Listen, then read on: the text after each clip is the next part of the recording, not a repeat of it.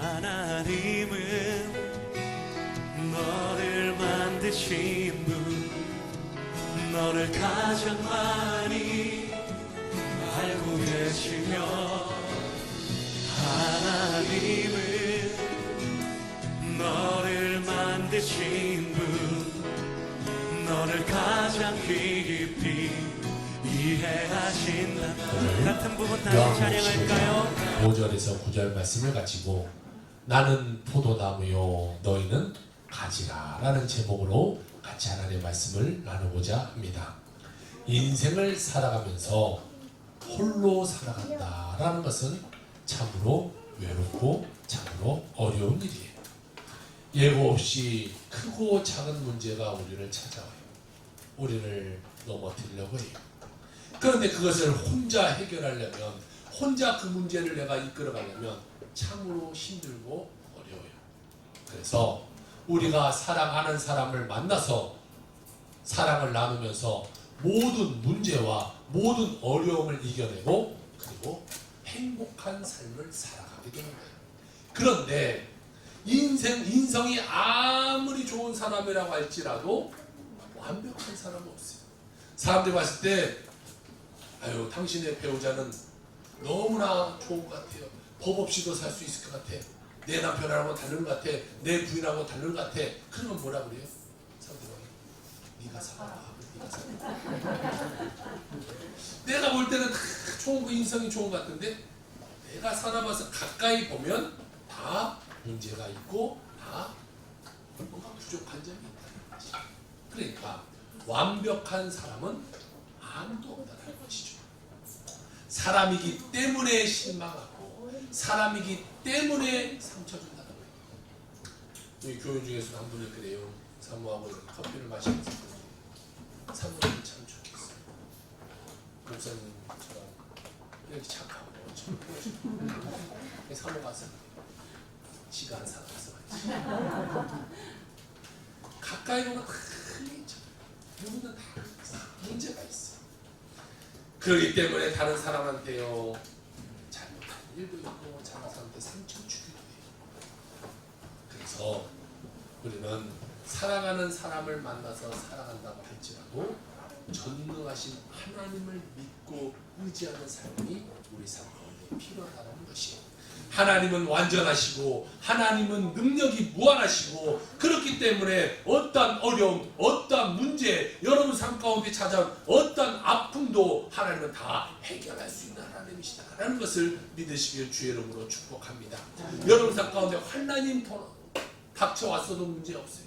왜? 하나님은 나와 함께 하시기 때문에 내 삶의 어려움을 넉넉히 이겨나가게 만들어주시는 분이 하나님이시다는 것이죠. 그러면 우리가 넉넉히 이기려면 어떻게 해야 되냐? 오늘 첫 번째로 같이 살펴볼 말씀인데 주님과 하나 되는 그 신앙을 살아요. 주님과 하나 돼. 시편 23편 1절에 보니까 여호와는 나의 목자시니 내게 부족함이 없으리로다 라고 말했습니다. 주님과 함께 할 때에 우리는 부족함이 없는 거예요. 주님과 함께 할 때에 문제가 없는 거예요. 주님과 함께 할 때에 모든 소원이 이루어지게 되는 것이죠. 다윗이라는 사람은 이스라엘 왕으로 40년이라는 세월 동안에 왕이 되었어요. 여러분 생각해보세요. 40년 왕이면요 부러울 게 뭐 있겠어요. 내가 왕인데 그것도 뭐 몇 년하고 그만둘 것도 40년을 갔어. 절대 권력을 가졌죠. 그런데 그럼에도 불구하고 그는 하나님을 의지하지 않으면 넘어지고 실수한다는 것을 깨닫고 여호와는 나의 목자시니 내가 부족함이 없습니다. 하나님과 함께 했더니 내 삶 가운데 부족함이 없었습니다 라는 것을 고백했다는 것이죠. 우리가 예수 믿고 나서 주님과 철저히 한 몸 되는 그런 삶을 살아가야 되는 것이죠. 주님과 하나 되는 신앙을 가지면 주님의 은혜로 우리 삶 가운데 모든 문제, 모든 어려움이 해결되게 됩니다. 여러분 생각해요. 주님과 함께 하는데 내가 어려움이 어디 있겠어요? 누가 나를 공격해 오겠어요? 제가 몇 번이고 말씀드렸어요. 바위 위에 이 종이를 붙여놓으면요 그 아무리 센 것이 와도 그것을 뚫지.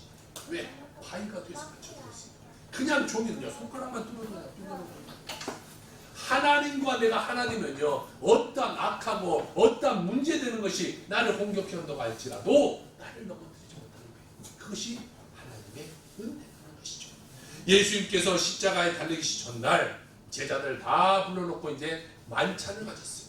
그러면서 전하는 말씀이 요한복음 14장, 15장, 16장이에요. 오늘 15장을 봤는데 여러분 성경을 보세요. 다 빨간색으로 되어 있잖아요. 앞에도 빨간색, 뒤에도 빨간색. 왜? 예수님이 제자들과 마지막 만찬을 하면서 이야기하는 건데 그곳의 15장 오늘 본문에 보니까 포도나무 비유를 말씀하고 있어요. 오늘 5절에 보니까요. 나는 포도나무요 너희는 가지라. 그가 내 안에 내가 그 안에 거하면 사람이 열매를 많이 맺나니 나를 떠나서는 너희가 아무것도 할 수 없느니라. 할렐루야.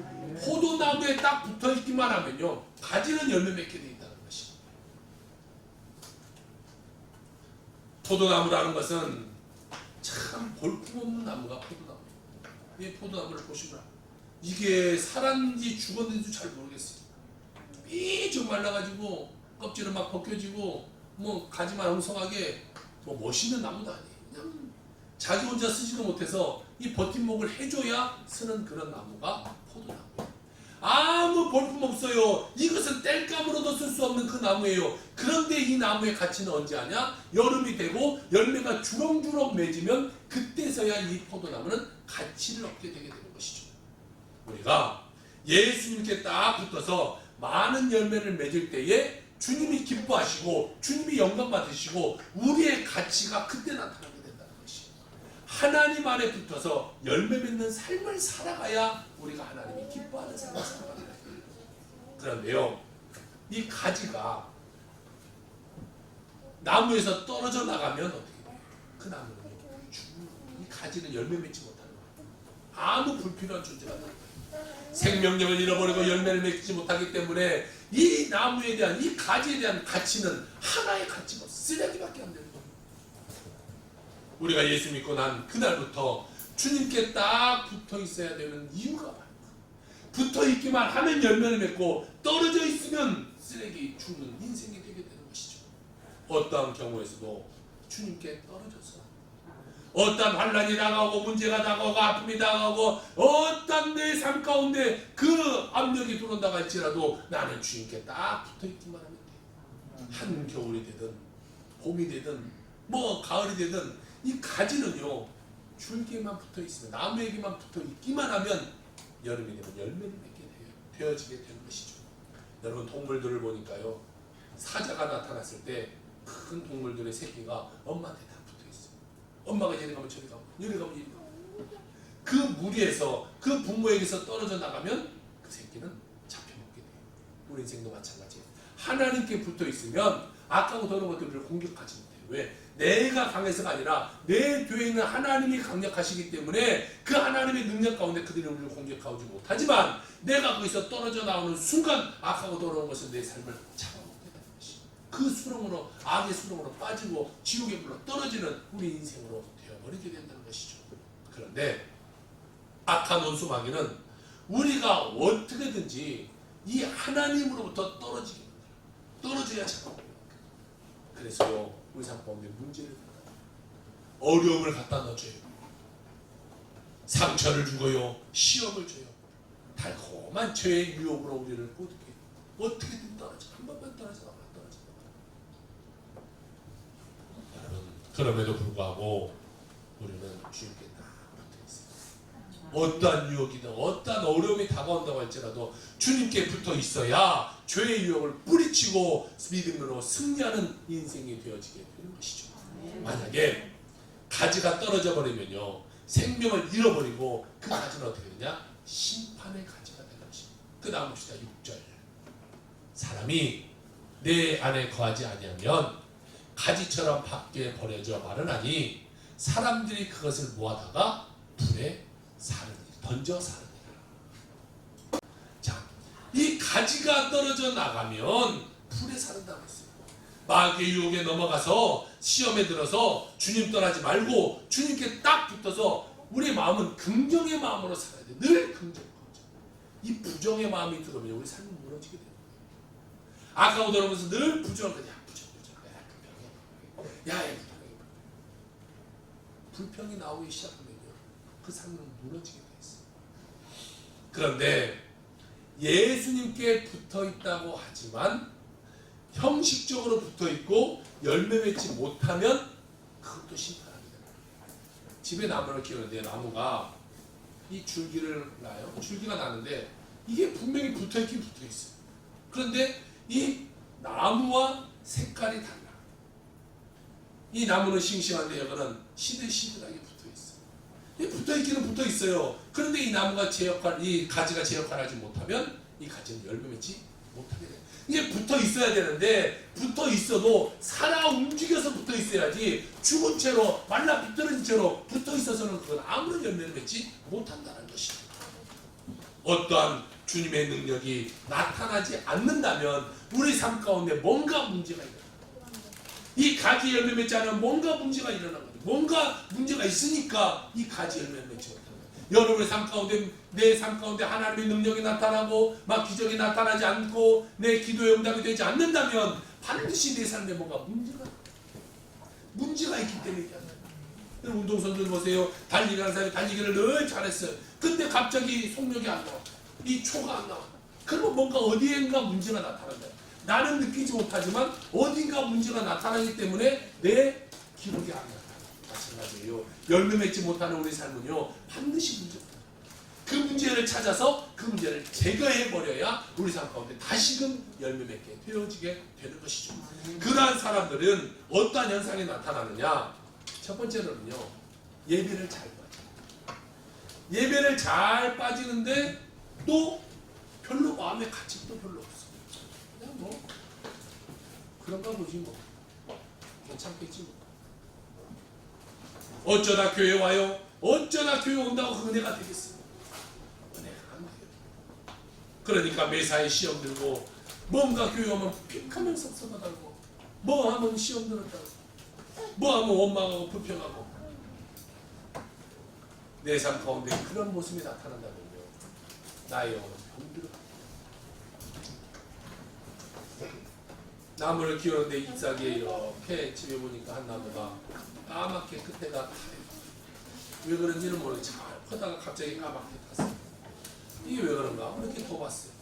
그런데 까맣게 탄 것이 점점 타서 그 하나의 잎이 다 까맣게 돼서 죽어버렸어요. 그래서 나머지 잎을 탄 데를, 이 까맣게 된 데를 다 잘라들어갔어요. 그랬더니 더 이상 타들어가지 않아요. 우리 삶도 그래요. 문제가 되고 어려움이 되는 것을 빨리 잘라내버려야지, 아이고 아깝다고 그냥 붙여놨다가는 그것이 다른 것까지 우리 삶 가운데 문제가 다가옵니다. 내 삶에 말할 때 내가 불평이 나고, 내가 말할 때 뭔가 늘 좋지 못한 말이 나고, 시험 들고 섭섭하고, 그러면요 내 삶이 병들어가고, 그것을 빨리 뭐가 문제가 찾아서 끊어내버려야 내 삶이 다시 열매 맺는 삶으로 변화지게 되어지는 것이죠. 성령 충만한 가지는요, 절대로 병들지 않아요. 심심한 가지, 이런 거 병들지 않아요. 좀 병이 다가와도 이겨내. 사람도 그렇잖아요. 똑같은 사람이라고 할지라도 어떤 바이러스가 우리를 침공해 들어왔어요. 내가 건강한 사람이면 이거 그냥 싸워서 이겨버려요. 근데 내가 늘 뭔가 비실비실해. 그러면 약한 것이 들어온다고 할지라도 내 삶은 크게 작용해서 내가 문제가 생기게 되는 것이죠. 건강한 가지, 주님께 붙어 있어서 건강한 가지는요, 열매 맺게 되고 어떠한 병충해가 찾아도 그것을 이겨내게 되게 되는 것이죠. 그러므로 여러분 모두가 성령 충만한 가지가 되어서 주님께 딱 붙어서 풍성한 열매 맺어지는 여러분의 삶이 되기를 주의 이름으로 축복합니다. 그렇게 될 때에 하나님의 은혜가 여러분 삶 가운데 임합니다. 그냥 하나님 은혜 주세요. 그게 이 은혜가 이루어지는 것이죠. 나무가 다 비떨어졌는데 열매 맺기 위해서 열매가 맺어지는 거죠. 두 번째로 같이 살펴볼 말씀은요, 우리가 넉넉히 이기려면 주님과 하나 되어야 되고, 주님과 하나 되면요, 두 번째 주님께 구하는 신앙으로 발전해요. 하나 됐기 때문에 이제는 구할 수 있게 되는 것이죠. 사람이 가까운 사람일수록 대화를 많이 해요. 교회 안에서도 보면 누가 이 교회 와서 이야기를 하냐 보면 이 사람들이 가깝게 지내는구나 알 수 있어요. 자, 가까운 친구는 늘 대화를 해요. 그런데 내가 어떤 친구가 있는데 1년이고 2년이고 내가 대화하지 않는다. 전화 한 통 하지 않는다. 이거는 가까운 친구가 되지 않은 거죠. 친구가 아닌 거예요. 뭔가 문제가 일어난 것이죠. 가까운 친구들은요, 몇 번씩 막 전화도 하고 몇 번씩 막 이야기해요. 특히 이 여성분들이나 또 이 연애를 막 시작하는 사람들은 만나서 몇 시간 동안 얘기를 했어요. 근데 헤어질 때 뭐라 그래? 집에 가서 못한 얘기 집에 가서 전화로 해. 아니 몇 시간 그렇게 얘기하고도 뭐 그렇게 할 말이 많은지 또 집에 가서 밤새 전화를 해. 그것이 친하다는 거예요. 친하다. 가깝다는 거예요. 우리가 주님께 붙은 가지라고 하면 주님과 교제가 일어나요. 교제. 그냥 이 나무도요. 이 줄기와 나무가 서로 이 수액이 흘러가면서 교제가 일어나야 나무가 사는 거지. 더 이상 얘가 공급해 주지 않으면 이 나무는, 이 가지는 썩게 되는 것이죠. 교제가 일어나요. 교제. 주님과 교제해야 되는데 주님께 간구해야 되는 것인데 이 기도가 바로 교제가 되는 거예요. 하나님과 간구하는 거, 하나님께 아뢰는 거, 하나님과 이야기하는 방법이 기도라는 거예요. 그러니까 우리가 기도받기에는요, 하나님과 소통하고 하나님과 교제하고 하나님과 관계하는 것밖에 없는 것이에요. 기도해야 돼. 기도하지 않고 내 삶이 잘 되길 바라고, 기도하지 않고 내 삶에 복이 일어나길 바라고, 기도하지 않고 내가 아픔 가운데 내가 낫기를 바라는 자가 되어서는 안 된다. 기도해야, 하나님께 아뢰야, 하나님께 구해야 하나님이 우리 삶 가운데 응답하시는 거예요. 아이들도요, 응애하고 울어야 엄마가 아이고 아이들 밥 줘야 되구나, 그 밥을 주는 거예요. 울지 않으면 밥 주지 않아요. 이 사이가 말랐잖아요. 왜 말랐잖아요? 어렸을 때 잘 안 울었어. 밥을 안 줘도 잘 안 울어요. 기저귀를 안 갈아줘도 별로 안 울어요. 그러니까 엄마가 아무래도 밥을 챙겨주지 않았습니다. 농담이고. 자, 우리가 이 계속해서 울어야, 하나님께 울어야 하나님이 응답하신다는 거. 울어야. 울지 않으면요, 응답하지 않아요. 새들도 보세요. 엄마가 먹이를 탁 물고 와요. 그러면 노란 입을 깍 벌려요. 그러면 엄마가 와서 가장 크게 입 벌린 애한테 쏙 넣어줘요. 입 안 벌려 가만히 있으면요, 걔는 엄마가 너 입 벌려. 그리고 너 이러진 않아요. 입 벌린 애한테 넣어줘요. 크게 벌린 애한테 넣어줘요. 하나님께 입을 크게 벌리고 구하는 자에게 하나님 응답하시지, 구하지 않는 자에게 응답하시는 하나님이 아니시다면. 왜? 구하지 않는 자에게 하나님이 주실 수 있어요. 그렇지만 구하지 않고 주면은 반드시 그 인생은요, 교만한 인생이 될 수밖에 없어요. 뭐 기도 안 해도 되네, 이런 소리 하잖아. 그냥 그거 안 해도 되네, 기도 안 해도 되네, 구하지 않아도 되네, 교회 안 가도 되네.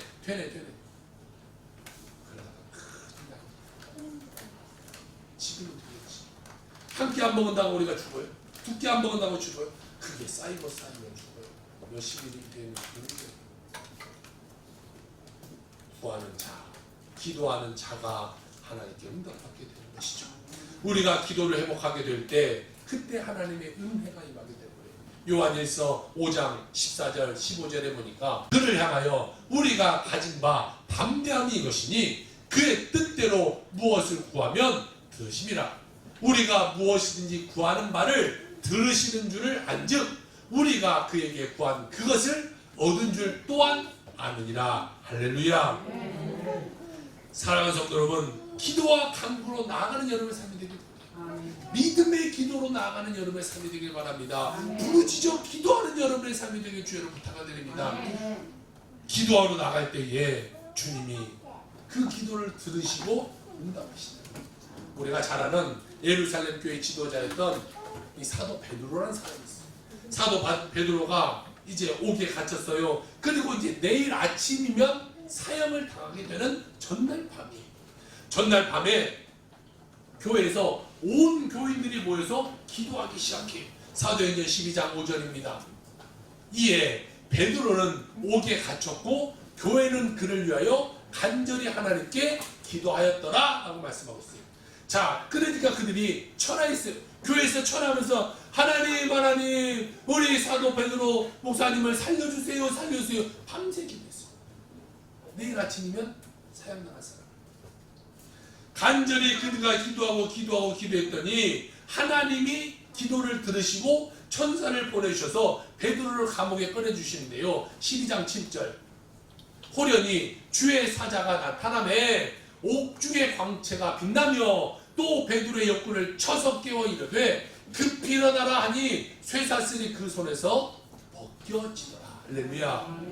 여러분 기도하면요 여러분의 삶에 어떠한 쇠사슬이라도 벗겨지는 역사가 일어나는 것입니다.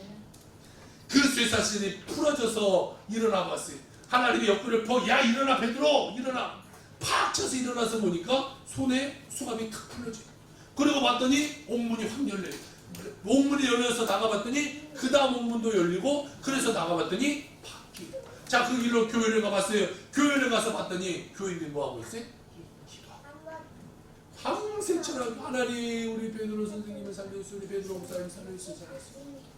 기도했더니 내일 아침에 사형당한 자가 교회에 나와서 그들과 함께 예배하는 역사가 일어나게 되는 것이죠. 여러분 기도하고 또 기도하면 여러분을 둘러싸고 있는 흑암의 권세가 물러나게 되는 거예요. 악하고 돌아온 것이 떠나가게 되는 역사가 있게 되는 것이죠. 닫힌 문이 열리게 되는 것이고 꽁꽁 묶여있는 쇠사슬이 풀려나는 역사가 있게 되는 것이고 여러분의 기도하는 모든 것들이 응답되어지는 역사가 일어나게 되어지는 것입니다. 여러분 간절히 기도하고 또 기도해서 위대한 기도의 승리자가 다 되시길 주의 이름으로 축원합니다. 빌립보서 4장 6절에 이렇게 말씀합니다. 우리 다 같이 한번 고백해 봅시다. 시작. 아무것도 염려하지 말고 다만 모든 일에 기도와 간구로 너희 구할 것을 감사함으로 하나님께 아뢰라. 할렐루야. 아멘. 성경 말씀을 말해요. 뭐라고 말해요? 염려하지 말라. 염려하지 말고 염려할 시간에 뭐하라? 기도와 간구해라. 그리고 감사함으로 하나님께 아뢰라 드려라. 이것을 말하고 있어요. 너희가 염려 걱정할 때 기도해. 그리고 하나님께 아뢰, 기도해. 그리고 너희가 하나님께 감사함을 드려. 그러면 하나님이 반드시 응답해 주실 거야 라는 것을 말씀하는 것입니다. 우리가 주님과 하나 되어 간절히 기도하면요 주님께서 우리를 통하여 많은 열매 맺게 해 주신다라는 사실을 기억하게 주의 이름으로 축원합니다. 여러분 예수 믿고 나서 우리가 달라져야 돼요.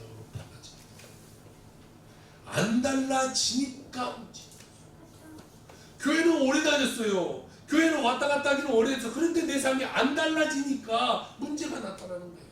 교회를 다니면 달라져야죠. 여러분이 자녀를 학원을 보내요. 학원을 보내면 얘가 성격이 달라져야 학원을 보내는 거 아니겠어요? 제가 애를 셋을 키우지만 처음으로 학원이라는 데는 이삭이를 학원을 보냈어요. 이 수학 학원을 보냈는데 수학을 너무나 잘해서 보냈어요. 너무나 아주 그냥 성적이 아름다워서 보낼 수밖에 없어서 보냈어요. 보냈더니 잘했을까 못했어요. 그냥 잘했을까 못했어요. 못했을 것 같죠. 근데 잘했어. 학원을 보냈더니 이 원래는 점수가 그냥 말하기도 창피하죠. 저 바닥에 있었는데 점수가 지난주에도 95점, 100점 뭐 이렇게 맞아. 박수 한번 해줘요. 잘한다. 학원을 보냈더니 잘해. 그럼 학원을 보내야겠어요, 안 보내야겠어요? 보내야지. 좀 못해서 안 보냈으면 좋겠는데 잘하니까 이제 끊을 수도 없고 또 보낼 수도 없고. 보내니까 공부를 하고 공부를 하니까 성적이 올라가요. 자, 우리 삶도 마찬가지예요. 여러분, 내가 교회를 다니는데 내 삶이 변해야지. 안 변하면 왜 교회 다니는 거예요? 안 변하는데 왜 교회 다니는 거예요? 그냥 이 시간에 집에서 잠자는 게 낫지 않아요? 아침에 머리 감고 옷 예쁘게 입고 화장하고 그거 차라리 아끼는 게 낫지 않아요? 화장품 값도 아끼고 물값도 아끼고 차라리 집에서 그냥 시원하게 자는 게 낫지 않아요? 왜 불편하게 여기까지 걸어와서 이 더운 날 오늘 엄청 덥다고 그러는데요? 어제 오늘 너무 더운 것 같아요. 사무실을 이렇게 앉았는데 사무실 오고 30분간 머리가 핑계고 정신이 나요. 너무 더워요. 이 더운 날 왜 나오냐는 거예요. 왜 이 교회를?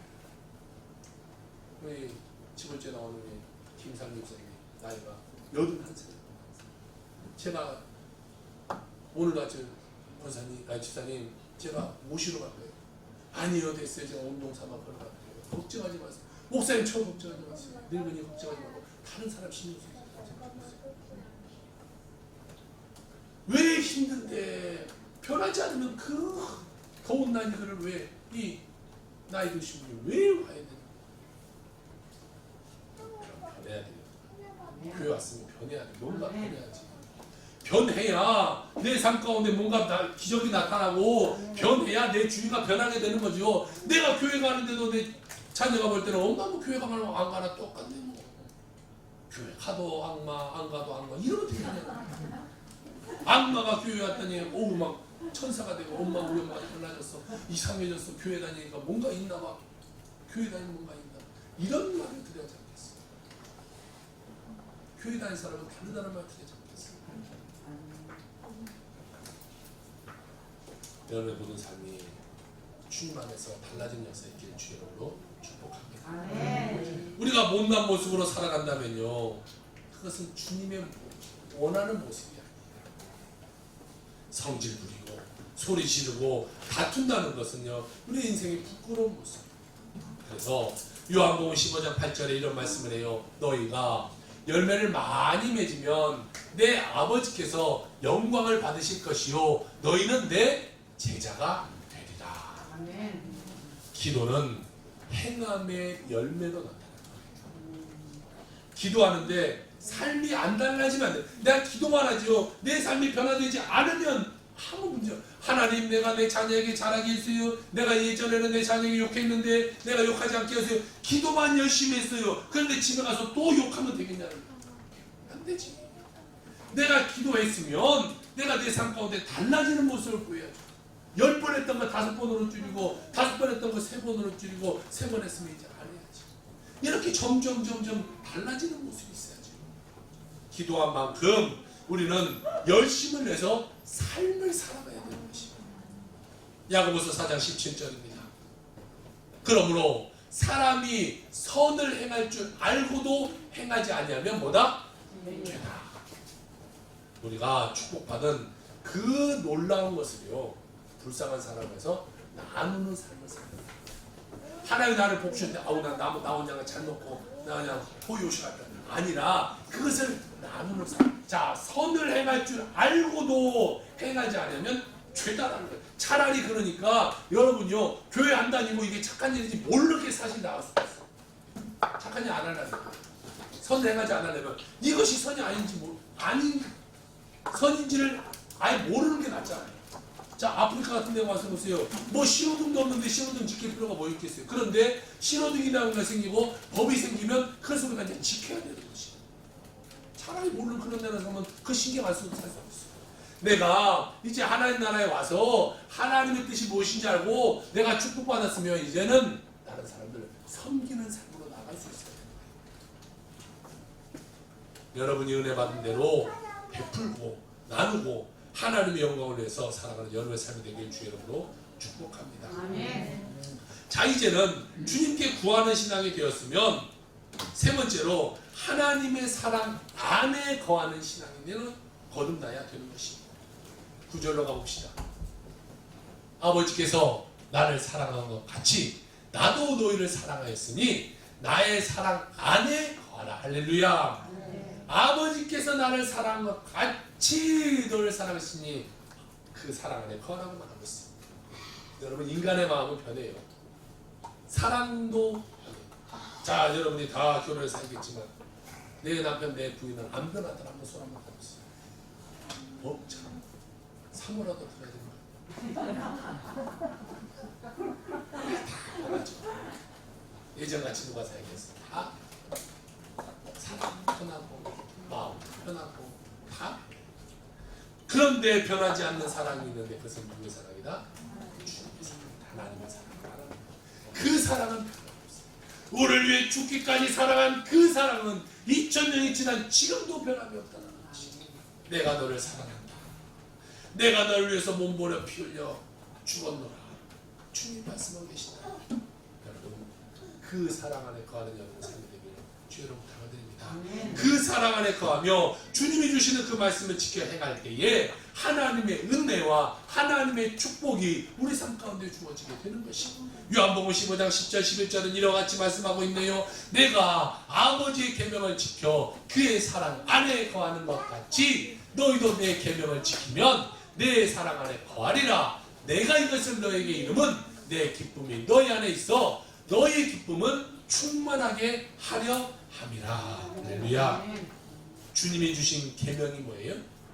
사랑의 계명이에요. 사랑의 계명. 15장 2절 나가봅시다. 내 계명은 곧 내가 너희를 사랑한 것 같이 너희도 서로 사랑하라 하는 이것이라 라고 말씀하셨어요. 여기에 보니까요, 주님이 우리에게 계명을 주시는데, 다시 말해 약속 있는 말씀을 주시는데 그것을 지키면 복을 주신다라고 말씀하고 있어요. 그러면 그 계명이 뭐예요? 그 계명은 뭐예요? 내가 너희를 사랑한 것 같이 너희도 서로 사랑하라. 자, 내가 너희를 사랑하라. 내가가 누구예요? 그렇죠. 주님이 너를 사랑한 것 같이 너도 서로 사랑하라 이렇게 말하고 있어요. 그러니까 주님의 사랑, 내 사랑이 아니에요. 우리 사랑이 아니에요. 나의 이기적인 사랑이 아니에요. 주님이 값없이 모든 것을 내어주신 그 사랑으로 너희도 사랑하라 이렇게 말하고 있어요. 아이 주님 이거 좀 빼놓고 갑시다. 아유 나 힘드니까 이거 좀 지켜놓고, 아 이것은 좀 내 물질을 좀 아껴놓고 좀 섬깁시다. 하나님이 여러분에게 그랬다고 하겠어요. 야 내가 너를 위해서 죽기는 좀 아까운 것 같은데 내가 그냥 손가락 하나만 내어줄게. 그냥 살아봐. 하나님은 그렇지 않았어요. 생명까지 피 한 방울까지 다 내어주신 것처럼 너희도 그렇게 살아가라. 여러분 교회 안에 있던 그런 사랑이에요. 교회는 사랑의 공동체가 돼요. 사랑이, 서로 사랑이 있어야지. 사랑이 없으면요 그것이 무슨 교회예요. 그 부흥할 수 없어요. 그런 교회는 절대 부흥하지 못해요. 사랑해야 부흥. 새로운 사람이면 서로 사랑해주고 함께 나누고 그래야 부흥이 되는 거죠. 아니야 잘 살아가. 우리는 우리끼리 친하게 지낼게. 이런 사람이 아름다운 모습이 있어요. 우리 집사님이 아까 성경가 잘못 찾으니까 우리 주원사님이 찾은 이런 모습이 아름다운 모습. 옆에서 도와주고 함께 해주고. 주님처럼 사랑하는 여러분이 살게 되길 주의 이름으로 축복합니다. 내 기준의 사랑으로 사랑하면 안 돼요. 주님이라면 어떻게 하셨을까? 주님이라면 어떤 사랑을 보여주셨을까? 그 모습으로 사랑하는 자가 되어야 되는 것이죠. 주님은 용서의 사랑을 보여주셨어요. 희생적인 사랑을 보여주셨어요. 아낌없이 주고 또 주는 그런 사랑을 보여주시면서 너희도 그렇게 살아라 라고 말씀하고 있는 것이, 우리가 사랑하며 살아야 돼요. 어떤 경우에도 미워해서는 안 돼요. 다퉈서는 안 돼요. 교회 내에 분열 일으켜서는 안 돼요. 다른 사람에게 쑥덕 좋지 못한 말을 전해서는 안 돼요. 분열과 다투면요 마귀의 역사예요. 절대 잘 되지 않아요. 절대 잘 되지 않아요. 사랑으로 하나 되는 것은 성령의 역사예요. 여러분의 삶이 성령의 역사예요. 주님과 하나만 하면 어떠한 어려움도 성령으로 충만하며 주님과 하나됨을 이루고 그 사랑에 거하면서 여러분의 남은 인생 많은 사람들에게 선을 베풀면서 여러분의 삶을 주의 이름으로 축원합니다. 아멘.